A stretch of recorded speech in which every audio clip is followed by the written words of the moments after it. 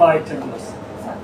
এখন এই যে বিমানের ফ্লাইটটা চালু হওয়াতে বন্ধ হচ্ছে অনেকে ওমরা পরে নিয়ত করে বের হয়, কাপড় পরে নিয়ত করলে তার জন্য দায়িত্ব হয়ে যায় যতক্ষণ পর্যন্ত সে অপেক্ষা করবে।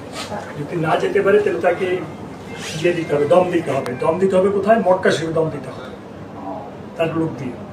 দম দেওয়ার পরে তারপরে সে এহরাম ছাড়া।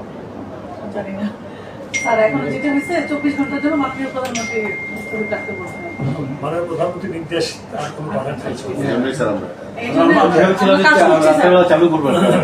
নাই। প্রধানমন্ত্রীকে তুমি এই ইনফরমেশনটা দিতে হবে যে সৌদি এয়ারলাইন চালু নিশ্চয়ই আমাদের মন্ত্রী মহোদয় কথা বলেছেন স্যার, আর আমরা প্ল্যানে আছি, প্ল্যান করছি যে আমরা কোন রুটে করলে আমরা রুটে তো আমরা যেতে পারবো না, ঘুরে একটু অন্যভাবে রুটটাকে ফলো করার জন্য রুটটা ছিল। তারপর বলে যে না, প্রধানমন্ত্রী মনে বলেছেন যে না 24 ঘন্টা ধরে দেখতে, তারপরে কালকে প্ল্যান ছিল আজকে রাত্রেবেলা 2টা ফ্লাইট পাঠাবো। তাদেরকে স্যার আমরা ইয়ে করছি, পাসিং করছি চাচা, মানে সবগুলো লাগেজ টাগেজ দিয়ে তাদেরকে বিদায় করছি। আমরা আমার কলিগ ছিল স্যার, জানি স্যার।